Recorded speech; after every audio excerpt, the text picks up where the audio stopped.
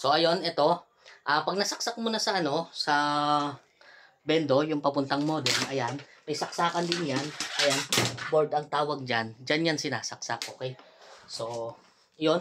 Itong isang dulo, isasaksak mo sa LAN 1. Kumbaga, mas maganda sa LAN 1 siya para malakas yung bigay niya ng internet. Kasi minsan, pag LAN 2, medyo mahina. Depende na naman sa inyo. Kung ginagamit nyo yung LAN 1, okay lang naman kahit sa LAN 2. Pero mas maganda sa LAN 1 talaga para maganda yung bigay ng internet niya sa piso Wi-Fi.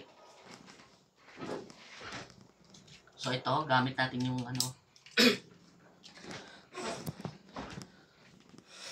So ayun na set na natin. Lock lang natin to, sarado lang natin. Yan.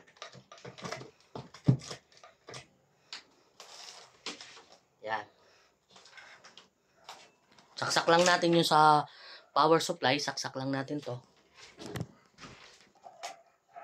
Yan. Ayan guys.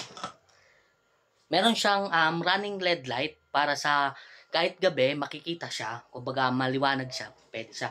Ito palang coin slot natin guys, updated na to. Piso 5, 10, 20, pwede dito. Ngayon, kaya naman may harang siya dito kasi anti-hook yan guys. Kumbaga hindi siya masusundot. Pero hindi siya tulad ng natural na coin slot na pwedeng sundutin na may piso, na may tali. Pwedeng ganun, may tatamaan ka lang na bakal doon para magka-oras. Ito, nakakonfig to guys. Kaya kahit anong suksok nila ng barya dyan, wala silang tatamaan. Meron siyang sensor pero hindi siya gagana. Kumbaga, hindi mo siya matatanggal balik yung yung coins. Okay? So, dito sa coins natin, pwede piso, 5, 10, 20. Yung 20 coins, pwede na. Okay? So, anong gagawin nila? Halimbawa, nakaset na natin. So, ang una nilang gagawin, punta sila sa yan, 'di ba? Dito cellphone nila. Ngayon, pag nakasaksak na 'to, wala ka nang gagawin dito, guys. Hindi mo na kailangan bantayan. So, alam na nila 'yan. Meron din instruction. Meron din siyang instruction dito sa tarpaulin kung paano. Ngayon, pag nandito ka na, click mo lang 'to. Ito kasi, guys, hindi pa natin nabago yung pangalan nito. Okay? So, TP-Link muna. Ngayon, automatic lalabas na to. Yan. Yan. Yang insert money. Ito. Pag click mo yung yung pangalan ng piso Wi-Fi mo, halimbawa, King piso Wi-Fi. Pag click mo yun, automatic lalabas to. Yun, guys. So, pipindutin mo lang yung insert coin. Yan. Yan. Ngayon, kailangan mo na maghulog. Okay?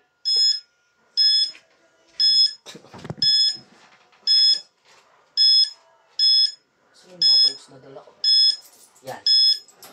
So, ito guys. Piso. Hulog na natin. Ngayon, antayin mo lang pumasok muna dito yung oras bago ka maghulog ng pangalawa. Para mas maganda. Okay? So, 10. Ayan. Ayan. 5. Ito, 5 na luma. Piso. Tapos 20 coins, pwede na dyan guys, 20 coins.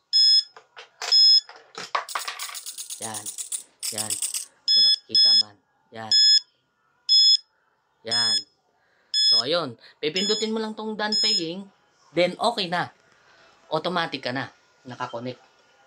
Yan. YouTube tayo. Yan. Okay na guys. Yan. Diretso na yan. Ngayon, ganun lang ang once na maubos yung oras ko, once maubos yung oras ng customer natin, automatic madi-disconnect na sila. Ngayon, pwede sila magsabay-sabay, up to 240 users ang pwede natin dito mong sabay-sabay mag-connect. Depende sa Mbps ng internet nyo. Okay? So, kung mababa lang yung Mbps ng internet nyo, siguro, limited lang. Depende sa lakas. Okay? So, yun. Ganun lang guys ang pag-business nitong piso Wi-Fi. Ngayon, internet connection lang ang kailangan mo. Then, bibili ka lang sa amin ng piso Wi-Fi. Yun lang. Okay na. Diretso na ang business.